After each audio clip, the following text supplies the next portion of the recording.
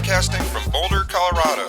This is the Baby Got Backstory podcast, where we dive into the story behind the story of today's most inspiring storytellers, creators, and entrepreneurs. I like big backstories, and I cannot lie.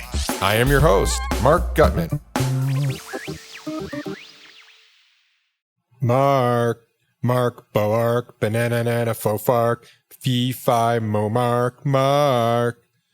That's right. Today, we are playing the name game. I'm Marc Gutman, and on today's episode of Baby Got Backstory, we're going to try something new. I've been doing a lot of naming of businesses lately, and I thought we'd try something different on the Baby Got Backstory podcast, which is a little naming master class.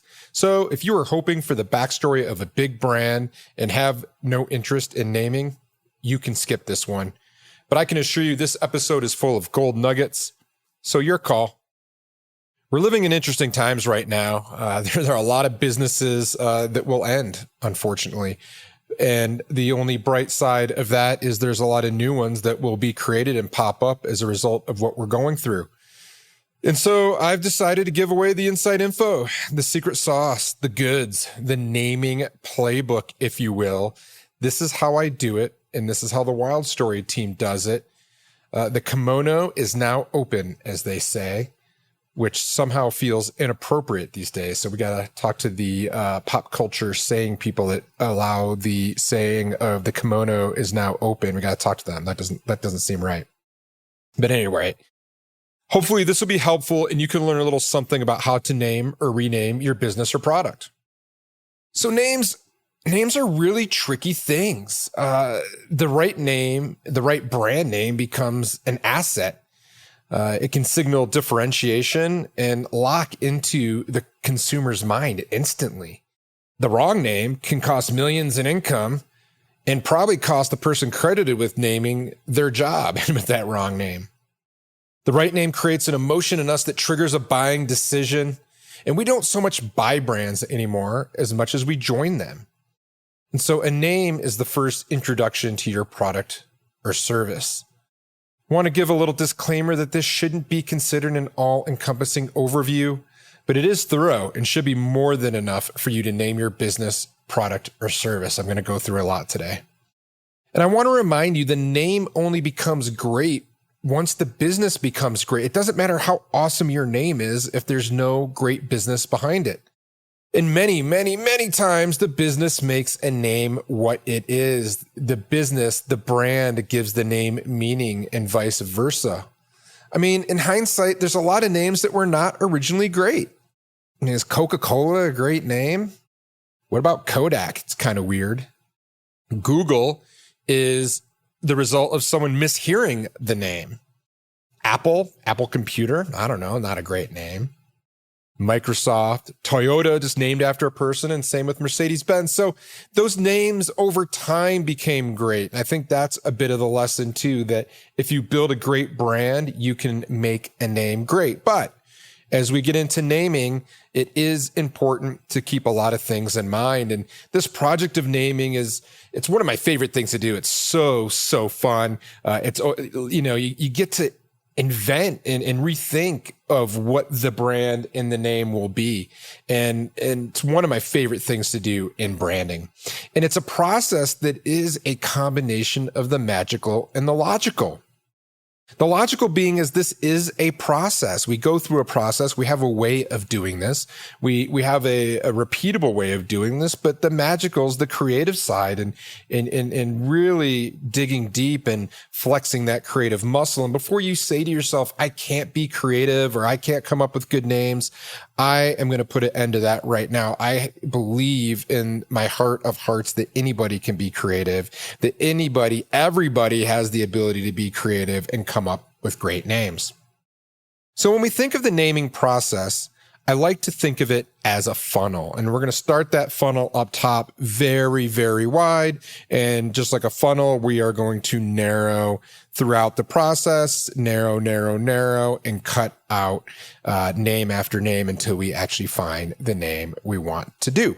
And so I'm going to really quickly describe what our naming funnel looks like. I'll repeat it as we go through the process again. But the first thing we want to do is we just want to establish some criteria, get some guide rails. What kind of name do we want? Do we want an agreed upon feel? Do we want it to be happy, playful, youthful? Do we want the name, do we just not like names that are what I would call a names de provenance, which is a name after a person? Do we not want a descriptive name? Do we want a made up word? We really need to understand what our narrative and strategy is of our business so that the name can match that. And we really need to think about where we are in the design phase. And we also need to consider any outside factors like legal factors, things like that.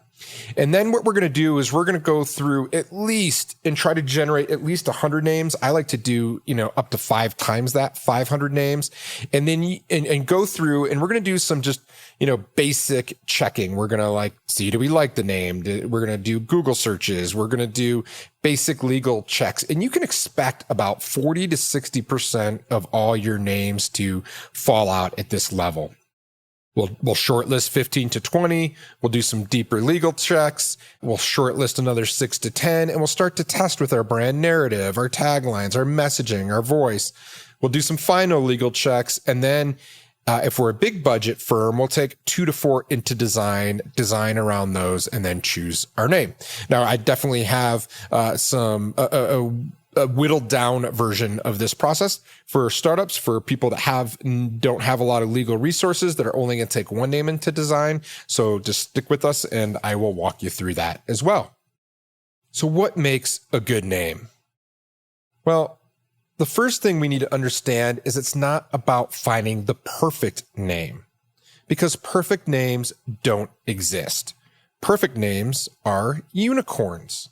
They're Garoffalos. They're mythical creatures. There's no such thing as a perfect name. But what we are looking for and what we are trying to find is the right name. And so as you go through your process, you don't want to continually be asking yourself, do I like it? Because that's full of bias. Any given day, you could have bumped into a brand that has a similar name. You could have had a bad day at the market, something that you saw on TV could be influencing you that doesn't really truly affect the name. And so we want to remove our bias, and instead we want to continually ask ourselves, is it right? And so there are criteria that we can look for when looking for a great name for our business.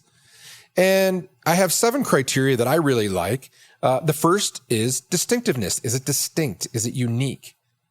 The second piece of criteria I always like to put against a name is brevity. Is it short? You don't want a name that is too long.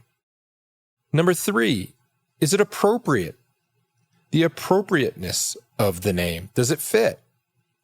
Number 4, and this is a big one for me personally, is easy spelling and pronunciation. If I get tongue-tied when saying your name, that is bad. If I cannot spell your name easily, that is even worse. Number 5 is likability. Do I like it? Does it bring a smile to my face? Does it bring me a good emotional feeling? Number 6, extendability. Can I do other things with this name? If we get caught into Mark's water bottle company. It's a bad name for a lot of reasons, but I can only sell water bottles. And what if I want to do something else? And then lastly, we really want to have protectability and ownership. We want to make sure that we can own this as an asset, that this is a name that we can own in our space.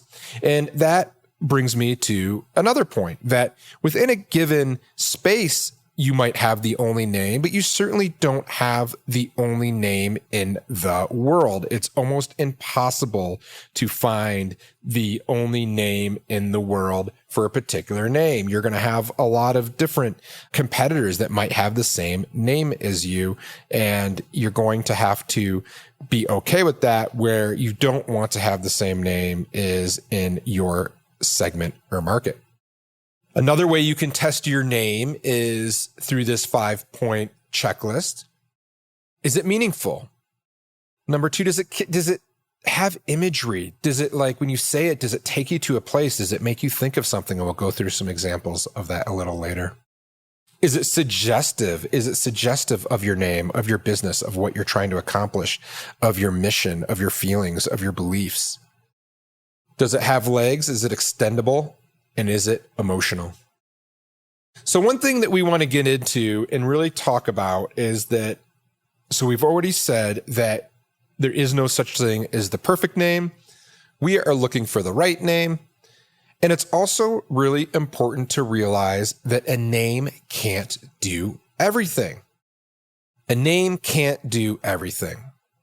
And so your name should do part of the job, but it can't do everything. So you need to look at what the name is communicating and then compensate with your tagline, your visual design, which would be your identity, like your logo, your color system, your fonts, and then your copy and advertising. Don't try to do everything and tell the whole story with your name. A lot of times it's really fun where people can use a made up word and then use the tagline, their visual design, and their copy to tell the rest of the story. Now, there's ways of breaking down names into several different categories. I personally like about 4, but if you really want to nerd out on this subject, we can probably do another episode where we get into it and we talk about other types of names. But for the sake of this episode, we're going to stick to 4. So first are descriptive names. And descriptive names are really great because they tell you what the business does. They're very descriptive. A con of descriptive names is that they can tend to be generic or not be very imaginative. And so examples of a descriptive name might be Core Power Yoga, right? They tell us that they do yoga, that it's about their whole philosophy is this idea of core power yoga. American Airlines, they're the airline that flies for America. And Canadian Tire, all really descriptive names. The other category of names are image-based names, names that evoke an emotion, a feeling, that take you to a place. Patagonia is a great one, and with their logo, they really take you to this place of adventure far, far away. Visa, love that name. It's such a great name for a travel card, especially a business whose whole positioning is around travel. So when you need to travel, you need a visa. That's what you get when you go from country to country. And that's a great image-based name. How about Amazon? It's a name I always like, just as a huge, huge expansive rainforest. And they have everything from A to Z. It's a great image-based name. The third category that you can put names into are abstract names. Names like Google, Kodak, Xerox. I'm kind of using abstract also in the made-up name category. So Google really isn't a made-up name. It's misspelled, but it stands for 1 followed by 100 zeros, I believe. But Kodak's a made-up name. Kodak is a made-up name, and so is Xerox. And then the fourth category are names of provenance. And those would just be names that are named after typically a family or a heritage event or brand or town. So something like Ford, Goldman Sachs, Mercedes-Benz, Harley-Davidson. Those are all named after the founders and give a lot of credibility and heritage to those family names. And I always think that a really great name should catch your attention and make you smile. And if you're doing it really, really well, the names I love most are names that really encapsulate the feature, the benefits, and the feelings, and then make you smile. I literally just came across this name the other day as I was prepping for this podcast, and there is a company out there that deals with women's sexuality called OMG Yes. And I just think that is the best name ever. It's a business dedicated to women's sexual pleasure, backed by science. So they're a credible company, but they don't want to be too serious. They don't want to come off as too rigid or bland. And so they have this really fun, playful name. It doesn't feel too scientific, and it couples with what they do perfectly. Awesome, awesome name. So a couple thoughts on renaming. So you might be listening to this and you might be starting from the ground up and starting your name from scratch, but you also might be a business who is looking to rename and thinking, is the time right? And so here are a few ground rules around renaming and some principles that you should be thinking about. First, be really clear about why the change is needed. Do you have a compelling reason for it? Like, what are the business benefits? Are there legal considerations? I've worked with businesses that have acquired a bunch of other companies and they need to rename for that reason. They've also had legal considerations where it's just better and the timing is right for renaming. But you should really have a strong case for change to make sure that you understand what goes into naming, because it's not very easy. You should also assess the impact of change. So it's a really big thing. It's way more complicated than creating a new name, because you're taking established brand equity and all your existing brand communications and having to change them. So you should really go through and try to go through and understand what the real cost is to your brand from an actual monetary standpoint and a brand equity standpoint. How is this going to affect your investments in your operations? Really be clear on what you're trying to say before you name it. So look, naming is emotional. It gets emotional. It gets political. Everybody has a viewpoint on it. And it's really hard to see this objectively for a lot of people. So getting in ahead of it and setting criteria and creating a brief, which we'll talk about next, will really help everybody get on the same page and help herd the cats, so to speak. And then, in addition to the other rules that we've talked about or other principles that we've talked about with naming, here's a big one: transition with confidence. Make sure you introduce your new name as part of your story that conveys clear benefits to your employees, customers, and shareholders. Tell everyone why. Don't just say, ta-da, we've changed our name. That generally falls flat. You need to commit to the change with confidence, with excitement, with enthusiasm. You know, I don't really believe in slow name changes. Do it quickly, rip the Band-Aid off, and then go ahead and go out there and go forth with your new name. Having two names in the market at the same time is confusing to both internal and external audiences, and there's just no real name for it. All right, so now that we've covered renaming, let's go ahead and talk about names and naming things to avoid. So I mentioned this earlier, but the first thing we just want to totally avoid are like weird spelled names that have spelling challenges. We don't want to do jams with a Z or anything crazy like that. You're not being cute. You're not being clever. You're just being confusing. And those names age quickly and typically aren't taken seriously. Really want to avoid copycat names. I don't know what it is about branders and marketers, but they love to copy. So for a while there were rocket names, there were .ly names. There was a big craze for I names like iClock, iPod, iCar, whatever.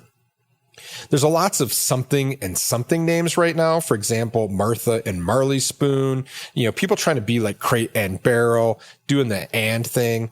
I'm seeing lots of hello exclamation point names like Hello Fresh or Hello Sam or whatever. So really kind of stay away from that. You're not jumping on a trend. You're just going to be seen as a copycat, and you're going to be grouped in the group of names in history that were the hello exclamation point names, and you don't want to be that. Try to avoid restrictive names, things that box you into a corner. Tim's roller skates, really, really specific. Tim isn't going to be selling anything but roller skates. And if something happens to Tim, then that whole business is kaput. Now, sometimes, one of my favorite brands is Justin's Nut Butter. He sells nut butters, almond butter, peanut butter, but he knows that he's going to stay within that framework. And they've actually extended that name just to be Justin's. And so even I think when he started, and I'm trying to get him on the podcast, so Justin, if you're listening to this, come on board.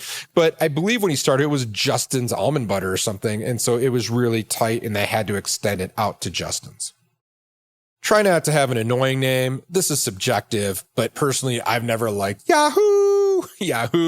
It's considered a good name, but I just don't like it. It's always been a name that's turned me off. Sometimes being polarizing can work to your advantage, but I would say don't do anything too cheeky like that. I have a criteria that not to be boring. Now, let's not focus on the negative. Let's flip this into a positive. Pick a name that's dynamic and exciting, something that has energy. Let's not be stale. Let's not be rote. Let's not just like be beige. Let's come up with a name that really says something about our business.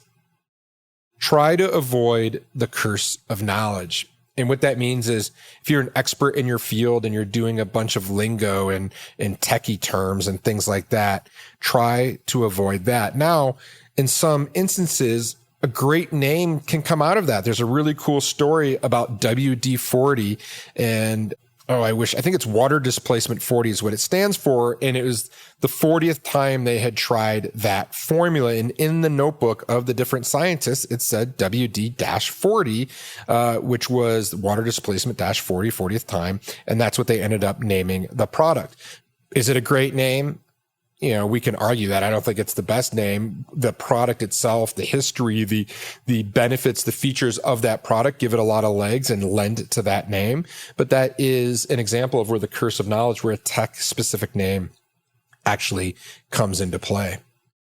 Also Google, Google was kind of a nerd name, where it was 100 followed by, is it 1,000 or 1,000,000 zeros? And it was misspelled, and great name. So watch out for that. But like all rules, and I believe this kind of in my life, all rules under the right circumstances are meant to be broken. Just understand what you are breaking and why, and be conscious that those rules or principles are in place for a reason. And sometimes you're smarter than the law, and sometimes you're not. I'll leave it at that. And then we just want to avoid really hard to pronounce names. We don't want anything that's going to read funny, that's going to trip up your customers when they're going through it and you get really cute and it's hard to pronounce. We don't want that. And as we get into this naming game, we want to be aware of avoiding what I like to call grandma's cat syndrome. And what happens is someone will say, oh, that name was great. And I'm looking around at my office right now. Headphones is great, but my grandma had a cat named that, and therefore we can't name it that. Let's avoid that. Let's not get into that. We don't want to be bringing our bias to different names and eliminating a great name, the right name, because grandma had a cat by that name. All right. Now that we've covered the theoretical and all the principles and all the rules about naming, let's get to the practical. Let's get naming. Let's do this thing. I'm going to go through a bunch of different frameworks and ways that we actually come up with great names, and we'll go from there. And hopefully you'll be able to apply this to your business, whether you're starting fresh or with a brand new name, or you're renaming, or maybe it'll even give you some thoughts about an existing name that you have, and maybe what you might have done differently if you had the opportunity. So before we get into our process, I want you to think about this. You never know where a great name is going to come from. You never know where a great name is going to come from. And, I think about this all the time because we co-create, we collaborate with our clients.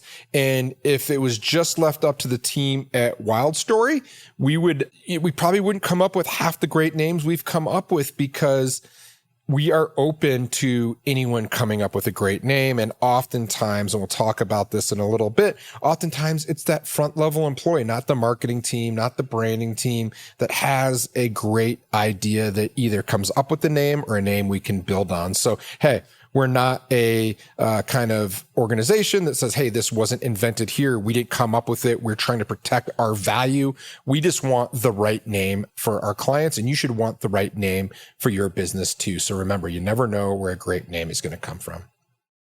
So this process can take anywhere from 6 seconds. The name just comes to you. The right name just comes to you. 6 hours, you can do it in a full day, or 6 months. But a really good rule of thumb with planning, with writing your brief, with blocking out time is about 4 weeks. So I plan about 4 weeks to come up with a great name and the right name. And, that will give you enough time for the fully researched and brainstormed process. So the first thing that you want to do in any naming endeavor is create your criteria and your strategy. And the best way to do that is to create a naming brief. Brief is really easy. You can just go ahead and create it. And a typical naming brief should have the following. You should have the goal of the project. So, hey, why are we doing this? We want to develop a brand name for the new combined company, blah, blah, blah. And I'm reading from a brief right now and withholding the name of the actual client.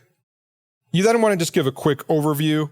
We call this in a nutshell. And you want to say, hey, the company provides this and that and these types of experiences. This is the customer it might appeal to. This is the feeling we want to have.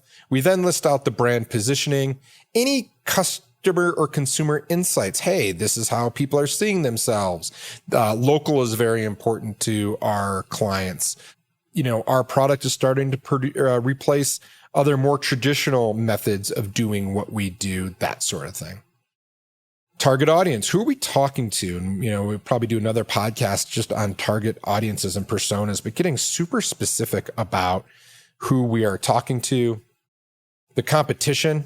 What's the competition look like? And actually, in our naming brief, we do a list, and then we even go a little deeper. We want to know, hey, what names are out there?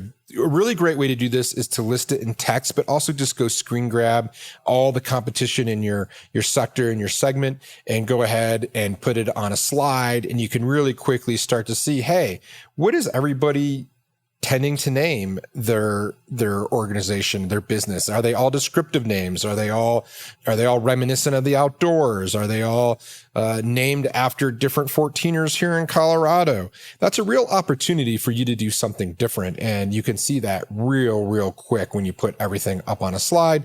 And then I also like to put up names of adjacent industries. So for example, say you're in the climbing gym industry, I would also want to look at things like SoulCycle, Planet Fitness, Lifetime Fitness, Core Power Yoga. What are those people doing and how are they naming and being successful? Just good to anchor against the other names that you're looking for. I then, in the naming brief, like to list out the desired brand experiences. A lot of times this can happen with our customers will think, or our customers will feel, our customers will say after the experience with us. So go ahead and list that out. Then we want to make sure that we list out the brand personality. If you haven't done this already, you can just go ahead and do that. If you haven't done that as part of a voice and tone exercise, and that's something we do with a lot of clients. The other thing you want to put in the naming brief are what are words to explore? What are words that we think that we really want to touch on? Go ahead and list those out. And then what are themes, words, or ideas to avoid? What are the things that you would say, don't even think of going here? And go ahead and get those out and in the brief so you don't waste any time going there. Maybe you hate names that start with a K. Really interesting story about the founder of Kodak. He loved K names. He thought they were strong. He thought they were confident. And so the way that he wanted to name that company is he said he wanted it to begin with a K and end with a K and be a real strong short word. So that would have been in his naming brief, and you would come up with Kodak. And then something we'll talk about a little about our domain name modifiers. What are different modifiers that we can use? And I'll get into that in detail in just a little bit. Also in the naming brief, I like to challenge our clients to come up with name styles that they like and why. So I have them list 5 brand names that they collectively like as a group, as a brand group, and go ahead and list them out and why.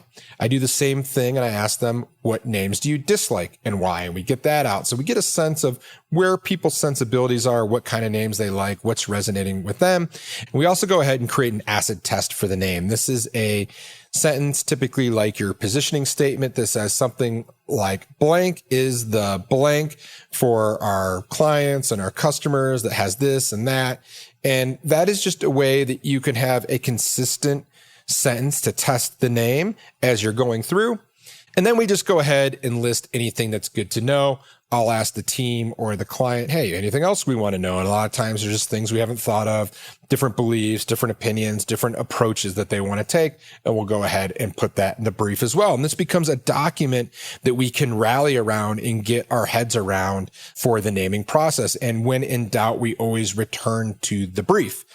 Some other things that you can consider when creating a name are like, how do we know it's going to be successful? So creating performance criteria. What positioning criteria do we need to think about Legal, like, hey, are there any legal things we need to think of? And what about any regulatory criteria, if any? So those might be some advanced naming criteria that you might have to add to your brief. This episode brought to you by Wildstory. Wait, isn't that your company? It is. And without the generous support of Wildstory, this show would not be possible. A brand isn't a logo or a tagline or even your product. A brand is a person's gut feeling about a product, service, or company. It's what people say about you when you're not in the room. Wildstory helps progressive founders and savvy marketers build purpose-driven brands that connect their business goals with the customers they want to serve so that both the business and the customer needs are met. This results in crazy, happy, loyal customers that purchase again and again, and this is great for business. If that sounds like something you and your team might want to learn more about, reach out at www.wildstory.com, and we'd be happy to tell you more. Now back to our show.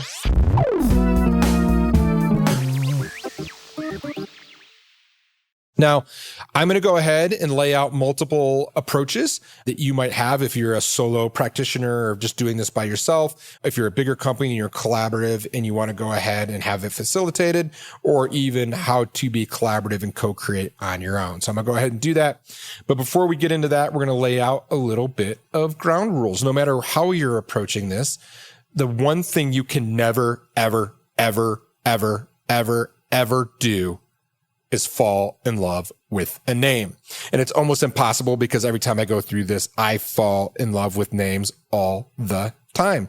But what's going to happen is most likely due to legal considerations, due to domain considerations, due to other considerations, that name is going to be kicked out. And so you're going to have your heart broken over and over and over again. Don't fall in love with a name. Take a approach where you distance yourself from it emotionally. You will be a lot better off.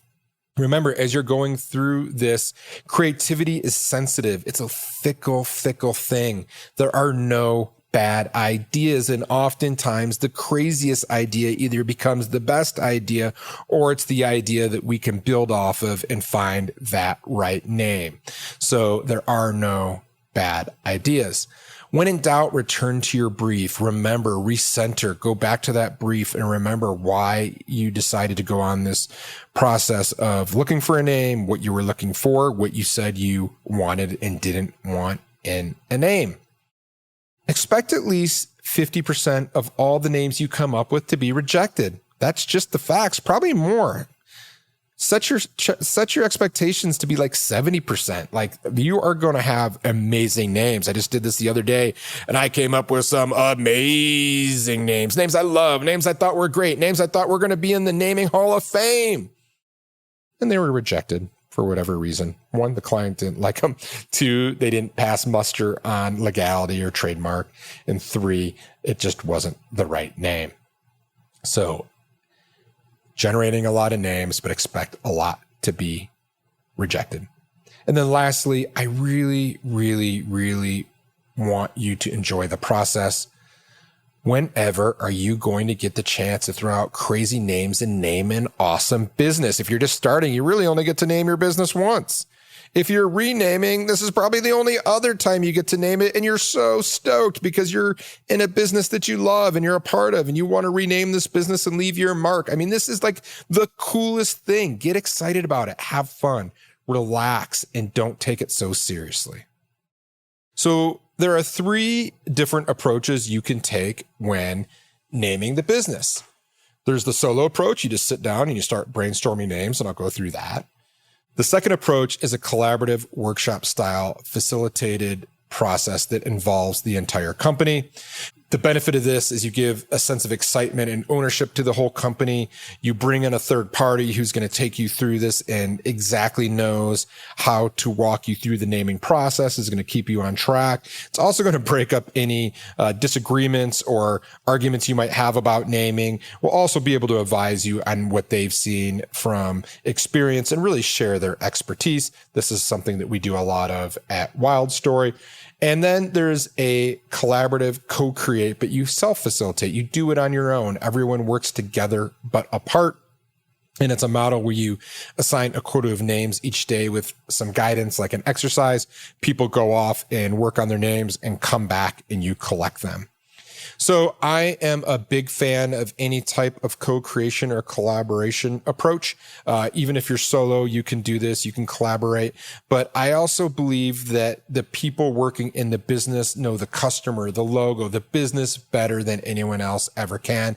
They should know the customer better than anyone else can. And so it's important to tap into this insight and knowledge. This is usually where the best names come from.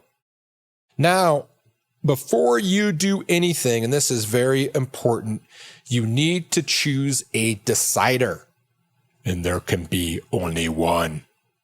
In a small company, this is usually the founder. It's easy. You're the decision maker. You're making all the decisions. The buck stops with you. But in larger companies, it can be the CMO, the owner of the naming project, or even the CEO, and you must choose a decider. Someone's going to have to decide at some point. This is why you get paid the big bucks.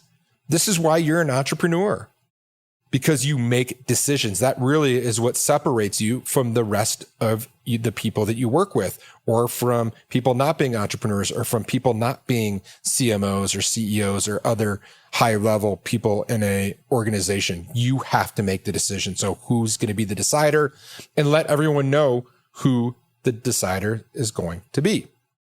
So I'm first going to actually start with the collaborative version and then talk about going solo, as the techniques we talk about in the collaborative approach will be applicable to solo people and can be applied throughout all approaches. The first thing you want to do is build a brand team. So after you have your decider, you want to build a brand team, and you want to decide who is going to be on it. In a small organization, it'll just work itself out. You have 5 people, probably all 5 people can be involved.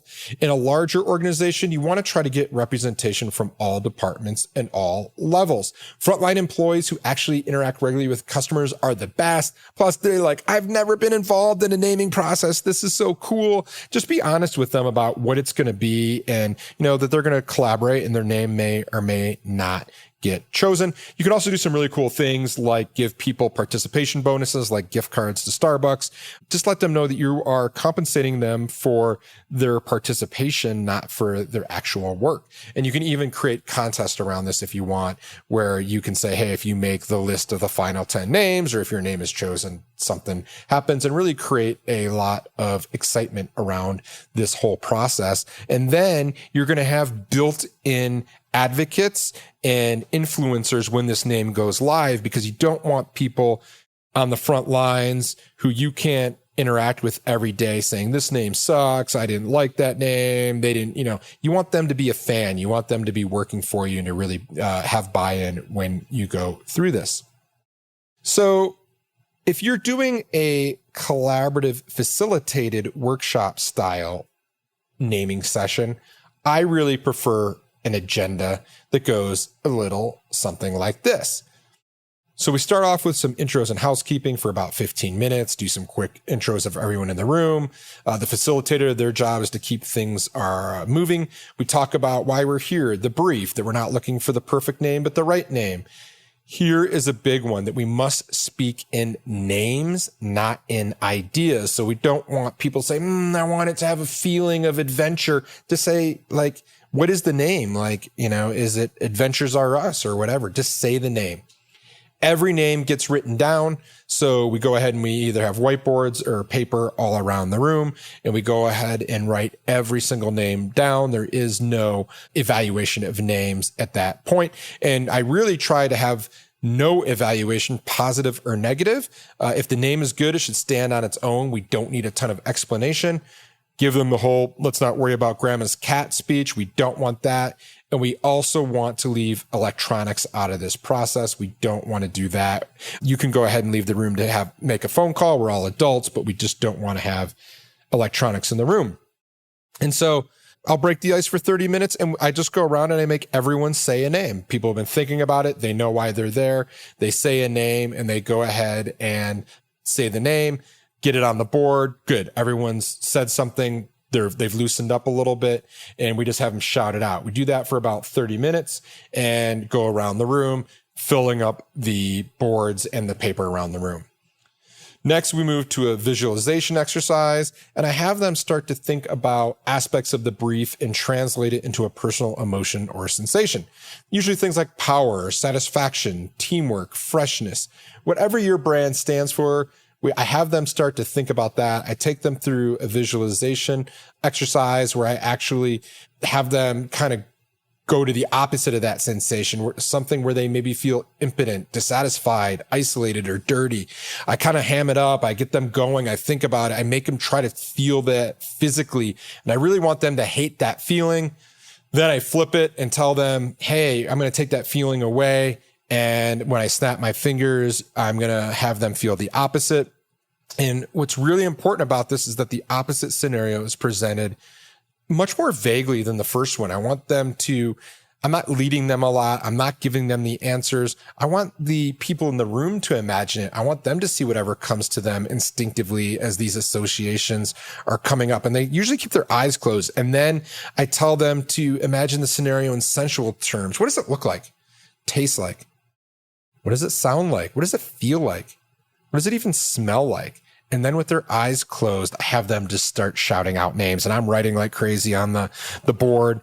A nice facilitation pro tip is to repeat the name back to somebody and say thank you and make sure you got the name right. So if they say dog chow, you say dog chow, thank you. A lot of times they'll tell me, no, I said dog sow, and then I'll have to go ahead and fix it. So it's really a nice thing to say the name back and then say thank you when you're facilitating. We'll take a little break. Then this is one of my favorite little exercises that we do. It's called the fake language exercise. And the whole idea of this is to really get people coming up and collaborating on made up words, on words that don't exist. And so what I'll do is I'll pair them up. I'll say, find a partner and sit next to them side to side like you're on an airplane. And then I'll say, hey, okay, go ahead and get ready to have, when you're on the airplane and you have that really uncomfortable chit chat where like, I'm the type of person that puts their headphones on. I don't want to talk to anyone. All of a sudden someone starts trying to talk to me. And they're like, yeah, they'll be nodding their heads. I'm like, all right, go start, having a role play of one of those conversations. And right before, like they'll say like one word and right before they launch it, I'll be like, whoa, wait a second. Before you do that, I actually want you to have this uncomfortable chit chat conversation in a made up language. And this is a moment of great fun. And it's great to be facilitating on the side because their faces just look at you like, what did you say? There'll be some questions and I'll say, yeah, have it in a made up language. And they'll dive right in. So after a little bit of warm up, they'll start, talking in their made up language. And I'll tell them to talk to their partner about something they're really passionate about. So think about a hobby, think about something that you really believe in, thinking about something that you stand for. Now in your made up language, start having that conversation. And this starts to really up level the energy in the room and get them rolling. They're laughing. They're having a great time. They're smiling. They're like, wow, I didn't think this was going to be like that. And as the room starts to kind of really get lively and starts to build, I'll ask them to come back and let's think about the naming brief. And I'll have them start to communicate the features and benefits in their new language. And I'll be listening for anything that comes up that's any great names. And I'll write those down, but I'm more just kind of facilitating, getting them going. And even if they're not trying to create a made up name, everything is really easy after that. I bring them back and then I say, what was the name of your brand in your invented language? I go around, that's another name. We keep writing them down and we keep coming up with alternatives that convey a similar spirit. So that's a ton of fun. After that, we start to brainstorm on specific words and places. So we'll start thinking like words specific to the business. Are there places? Are there different feelings? Or is there different lingo? And we'll do that. So then we'll go ahead and put all those names up on the board. And then that's about 3 hours. And so what I really, really like to do is, so I bring with me these little pink stickers or little pink dots, and I give everybody 5 stickers and I ask them to go and put a sticker next to the 5 of their top 5 names. And everyone will silently go, gives everyone a voice, and no sticker is greater than the other. Although you can give the decider super stickers if you want, but not necessarily that can override everybody. So when you step back, you can look at all your names on the whiteboard or pieces of paper, and they have pink stickers next to all your names. And you kind of get this instant heat map of your favorite names. You can then take those back, thank the brand team, let them know you're going to take them back, and then go into some of these other exercises we're going to talk to round out the list. But many times in a 3-hour session like that, we can come up with hundreds and hundreds of naming options. So if you're looking to really get the most names at the top of that funnel, you'll be able to really, really get a lot of names running a workshop just like that. All right. If we are co-creating a collaborative type of naming process, but we're not bringing in a facilitator like myself to run the sessions, here is a good assignment method you can do. And this is kind of like what we do internally when we come back to the office and start thinking about names. So the first thing we want to do is we want to set a quota of names that are going to be required per person per day on the brand team. At a minimum, we want 5 names per day over a 5-day period. And it's important to do names per day for many reasons. The most important is if you get behind on your quota, just like any other kind of quota, whether it's a sales quota or a code quota or anything, you're never, ever going to get caught up and get your names done. And what I also like to find is that I like names to breathe. And your brain likes to breathe, and you come back the next day with different perspective. Also, I don't know about you, but like if I'm thinking about a certain type of topic or name or theme, I'll exhaust myself in the session. And then later that day, I'll be at dinner, or I'll be dreaming at night when I'm asleep, or I'll be the next morning making coffee and a new name in that theme hits me, a name that I never would have thought of. I'll be driving to the market, something. And so it's just great to have that in your consciousness and not try to do it all at once.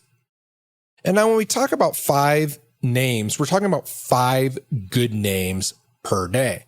This doesn't mean submit the first 5 names that come to you and turn them in really quick. But typically for each assignment, take 60 to 90 minutes each day to brainstorm as many names as possible, and then cull them down, whittle them down to 5 of your favorites each day. If your brand team has 5 people, you'll get 25 names at a minimum that each person considers their best each day. And at the end of the day, you should have 125 high quality names. If you can't find a couple names that you think are the right name out of 125, I'd really challenge you on that, because at 125 really high quality names, my estimation is that you've probably generated amongst your group at least 1,000 names to get down to those. So on day 1, what you're going to do is you're going to prompt your brand team, and we're just going to do the obvious. First of all, you just want them any names they've been thinking about. Then we want them to think about how the name should make customers feel, what it does, how it does what it does. So if your product does something specific, features and benefits of the product, think of OMG, yes. And also that's a what it does.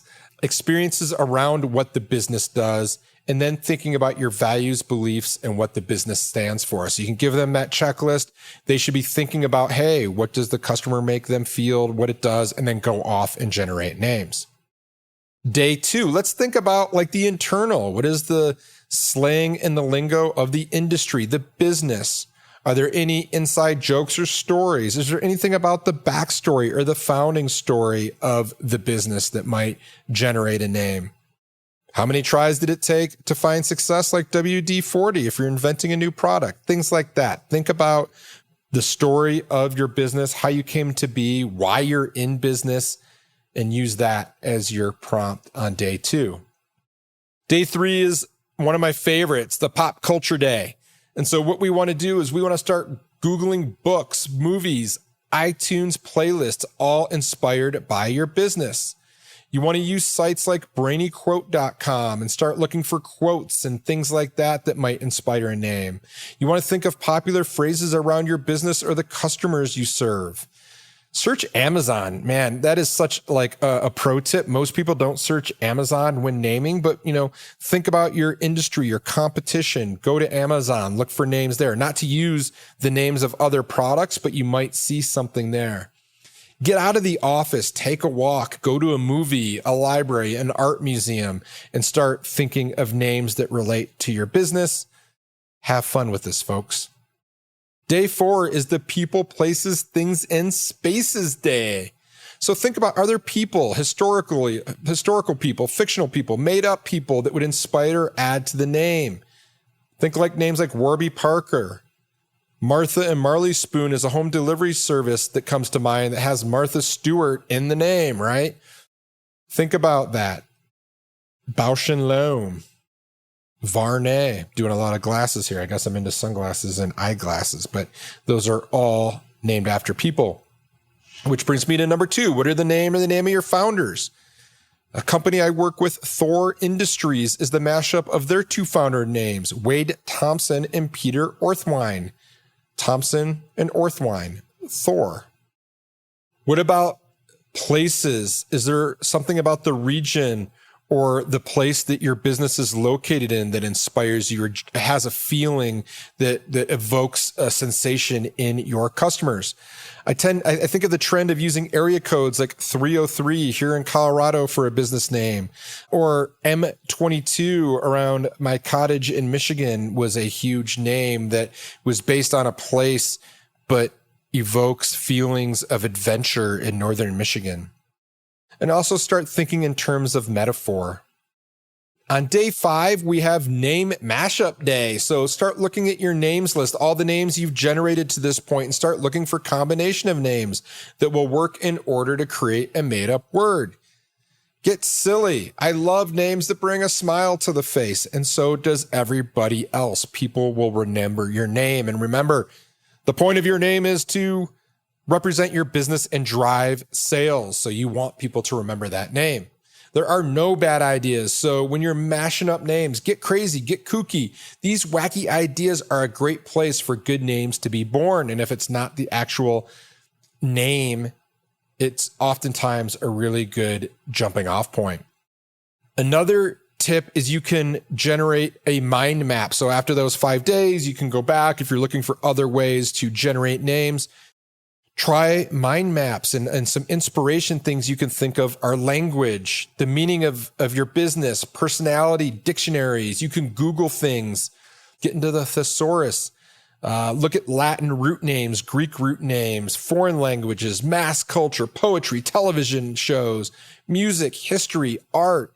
Look at Amazon for commerce, colors, symbols, metaphors, analogies, sounds, science, technology, astronomy, myths, stories, values, dreams. I literally have that all as a list, and I'll just start to use one as an anchor word, and I'll mind map off of that. Other ways that you can start building names once you have your lists are you can take a feeling, an adjective or benefit, and then abstract or modify it. And what I mean by that, here are some examples. The idea of precision optics moves into the word precise. And then we come up with the brand name of Zeiss. Naturally sweet juice moves into tree sweet as a brand name. Atmospheric sound that envelops you into atmospheric. Dolby Atmos is a brand name. HTML email, that became Hotmail. We want to organize the world, which is a Google, a number with 100 zeros. Sky peer-to-peer became Skype. So some other frameworks that you can use to generate names, and if you're stuck, list out either in a mind map format or in a list format. Think of playful names. Try to come up with as many alliteration names as you can. Alliteration is so good. Challenge yourself to come up with invented names. Come up with some descriptive names. Think of names that pay homage or tribute to the birth of your brand, so origin names. Think of names that blend a mix of modern words, technical language, and function. These would be considered technical names, something like Xerox or something like that. Conjoin names. This is where we're doing some made-up names. You can try acronym names. I'm not a big fan of acronym names, but where I will advise you to use those is if you're trying to use that to build or inspire some other names. And then random names. You can just come up with names that don't really mean anything and see if they fit. So now that you have all these names, I'll give a little parting thought on names that are constructed of Greek or Latin root words. That's usually a really popular way to go. That's been a long-standing way of delivering names. But these names are what I would call low imagery names. Names like Accenture. It's not very vivid. It doesn't make you think of anything. So when you think of words that are more from the Anglo-Saxon dictionary, these are words or names that people tend to think in high imagery, names that provide really vivid mental pictures. So if you think of Apple Computer or Betty Crocker, so just think of that as you're going through your names. And sometimes you might not want a high imagery name, but just know that that's what's happening when you go ahead and use those names that are of Greek or Latin root words. So a real quick review on tools you can use. Remember Google. I like google.images.com. When you go to the image, it'll make you think of different things. Amazon, brainyquote.com, thesaurus.com. And I love playing with cliches. Go ahead and do that. Cliches are not good for writing, but they're great for coming up with new names and phrases like OMG, yes. Man, I'm giving them a lot of play today, but I do love that name. You can also Google movie titles. So I'd go ahead and Google your word that you're thinking of that you really like, plus movies. That can come up with a lot of great ideas. You can do the same with book titles. Google a word that you're thinking of on Amazon and only show the images and see what comes up and if anything inspires you there. iTunes, such a good place to look and get inspiration. Here is a pro tip.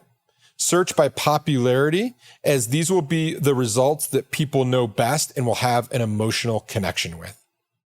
All right, let's talk about URLs really quick. This is a big one. What do I do? Nothing I like is available. And I'm going to call phooey on that. Hogwash. That is not true. People get so hung up on URLs. They want to be able to have their exact name.com, and that just is A, unrealistic, and B, if you get imaginative, you will be able to get the URL you want, and C, you can use some of these strategies. So one of the things you can do is just add another word or two as a domain modifier to your URL. A good one is to try to turn a call to action to your URL choice. So some examples might be getdropbox.com or enjoycoke.com. You can start thinking of buy, insert your company name.com, my, insert your company name.com, the, insert your company name.com, try your company name.com, go your company.com, shop yourcompany.com, enjoy yourcompany.com, or we are, which is one of my favorites, yourcompany.com. You could also use a creative phrase here, something that is actually not your company name, but that can reinforce your brand, help aid in SEO, and make people smile. For this one might be, and this is going to be a made up one, but I have friends in the restaurant business, the Bananos, and they have a noodle bar that does ramen noodles. And on the back of their shirts, it says, we have the best buns in Denver, because they make these amazing Asian buns. And so you could do something if the name of the restaurant wasn't available. So they sell bao buns, which are pretty common. A lot of people sell bao buns, but let's just go with the hypothetical that their name of their restaurant was the Bananos Bao Buns, and they couldn't get baobuns.com or something like that. They could use what's on the back of their t-shirt, which is we have the best buns.com, or we have the best buns in Denver.com, or bestbaobuns.com, something like that. So you could have a lot of fun with that. And that's a lot of fun using a creative phrase. Strategy number 3 is to use a backend modifier for your domain. So you could use .net or .biz extension. Look, people just don't care anymore There used to be a time where if it wasn't a .com, you used to raise your eyebrows and really question about the business, but most people don't care. And if they're trying to find you and typing your name into the internet, if someone's trying to type in wildstory.biz and they don't get me, they're going to keep trying because they're looking for me, or they're going to be doing a search and they're going to click on the URL and get to me anyway. So I'm not really that wrapped around the axle about having this perfect domain name. But again, you can use an extension on the back end. So you can use a descriptive modifier. So with your business, you could the name of your business and then what you're in, things, like climbing.com. So let's pretend the name of the business is Blue. So we could do blueclimbing.com, bluememories.com, blueagency.com, bluepodcast.com, or bluecars.com. Those would all be examples of different domain names that you could go ahead and modify. And then you can also try, like I said, the .net, .biz, or even .co is becoming very popular. And I see that all the time. A lot of tech companies do .io. It's just not that big of a problem. And I just really wouldn't get too wrapped around the axle on that. So now that you have all these names, we're going to move into the testing phase. We're going to start to go down that funnel and limit the names that we have. And I want you to take your top 30 or 50 names, and I want you to go ahead and do a high-level clearing search yourself. So what this means is I want you to Google until your fingers bleed. I want you to see if there are any conflicts in your industry right away. You're going to kick out a bunch of names really quick, and that is good. You're not going to spend a lot of time there. I want you to see if there's any domain conflicts, specifically industry conflicts, competitors you may have missed, things that are absolute no's. I also want you to look at potential domain name combinations where you might be spelling something that you're not intended on spelling. There's a whole website devoted to this, and I'm not going to get into that on this podcast, but there's a whole website of funny domain names that actually spell things you're not meaning them to spell or bad words, and you want to make sure you're not doing that. You then want to go ahead and take your top 10 names or so into legal for clearing. It doesn't cost that much for a trademark lawyer to do high-level clearing, and it can save you a ton of time, headaches, and money. I work with a lawyer who sometimes will even, if you are going to go ahead and do the trademarking with him, will clear those for you at no cost if you just have a couple. And so go ahead and talk to a trademark lawyer. We certainly can recommend some to you here at Wildstory, so reach out if you are interested in that. But it's going to save you any money you spend, and it's not a lot. It's going to save you a ton of time, headaches, and money, because there's nothing worse than starting to build out a brand and a brand identity only to find out down the line that you can't own that name or that trademark. So then you want to start to list out and take into consideration where that name will be used and how that might show up in local, regional, or even global applications. So start thinking about signage, start thinking about the internet, your email signature, start thinking about t-shirts, your voicemail. Typically, when we do a visual identity expression, the best way people can get really excited about a new visual identity is when they can see that in practice. But, if you have a big global brand, this is why global names are usually made up, things like Lenovo or Accenture, because names in our language might mean something totally different, potentially offensive or misleading in another language. And so you'd really need to think, will this name be used in a global environment? Could it mean something really bad in a different language or a different culture, especially if you're doing business in said culture? When we get into testing, we want to do some contextual testing. The first thing to do is remember way back in the brand brief, in the naming brief, we actually had a acid test. We created a sentence that we can go ahead and put the name in. That's a great place to start. We want to save the name. We want to practice leaving the voicemail. Hey, this is Mark from Wildstory. Leave me a message. Does it sound right? Does it feel right? You want to email the name to yourself. If you have design resources, go ahead and put it on a business card, put it into an ad headline, and then go ahead and put it into the voice of what your customers might say, what your leadership team might say. If you're a big business, what it might sound like on an earnings call. One of my favorites is while you have an iPhone handy, go ahead and use voice commands to ask Siri to do a Google search for the brand name you're considering, or Google Home or Amazon. See what results you're going to get back, and whatever results you get back are what your customers will see. And you'll be shocked at what you may or may not see. One of the favorite exercises we like to do when we are working with clients with bigger brands is what we call the voice of the stakeholder exercise. And what we do is we create one page for each name candidate. We'll go ahead and we'll develop 5 to 10 statements using that name in context. As an example, new name is the product I trust. New name is the product I recommend to all my friends. I can't get through my day without new product, etc., etc. We'll then go ahead and attribute each statement to a key stakeholder. So new name is the product I trust. Ozzie Jones, our favorite customer. And then we'll have each decision maker and everyone on the brand team read one statement out loud. We'll discuss about what we like about each name first, and then we'll say, well, were there any challenges that I heard secondarily? And that's a great way. Once that name gets out and is voiced, we learn so much, and you really get to see what names resonate, what names sound interesting, and what might be the right name. Another really inexpensive way is just to print the name large in Helvetica font on a piece of paper. One single name, just the name, nothing else, and black. Hold it up for yourself, hold it up for others internally, hold it up for customers who actually spend their hard-earned money on your product or service, and see what resonates.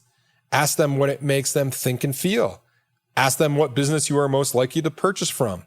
And then listen to this.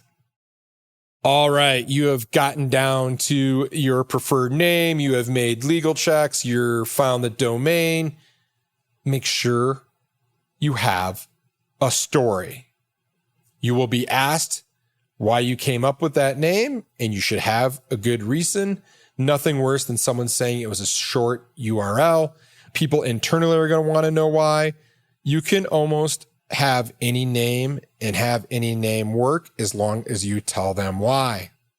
Do not share your names with outsiders and ask for their opinions on SurveyMonkey or Google Forms. Trust yourself on what feels right to you.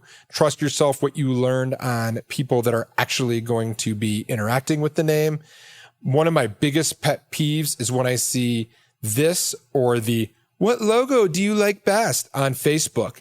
Hey, no one knows what you are trying to accomplish, who your customers are, who the stakeholders are, what the criteria for success is. No one is in tune with your naming brief. Don't do this. This is just going to lend to bad feedback. It's going to shake your confidence, and you're not going to get the end result that you want.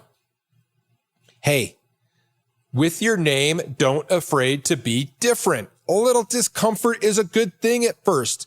It means you are doing something that people haven't seen before. This is good. Being different is good. Don't be the same. Remember, never fall in love with a name. You risk losing that name and having a broken heart. And if I can leave you with anything, the biggest mistake people make in naming is not allowing themselves to enjoy the process. Remember, how often do you get a chance to sit in a room and think of ways you'd like to have your company and products discussed? This is fantastic fun. Enjoy the experience. Lean into it. Get wacky. Be different, because you're not going to get this experience again. Everything else in business is much, much more difficult. Well, that is my primer on naming. I hope that was helpful for you. I hope that you learned something. If you have any questions, please don't hesitate to email me at podcast@wildstory.com. If you liked this, if you disliked this, if you have any feedback, if you have any questions on naming, if you'd like me to do different episodes on different branding topics, I'm happy to do a deep dive on just about everything that we cover here at Wildstory if you found this to be helpful. Thanks for listening and providing feedback, and I hope that you and your team come up with the right name. Well, that's the show. Thanks for listening. Make sure to visit our website, www.wildstory.com, where you can subscribe to the show in iTunes, Stitcher, or via RSS, so you'll never miss an episode. I like big stories and I cannot lie. You other storytellers can't deny.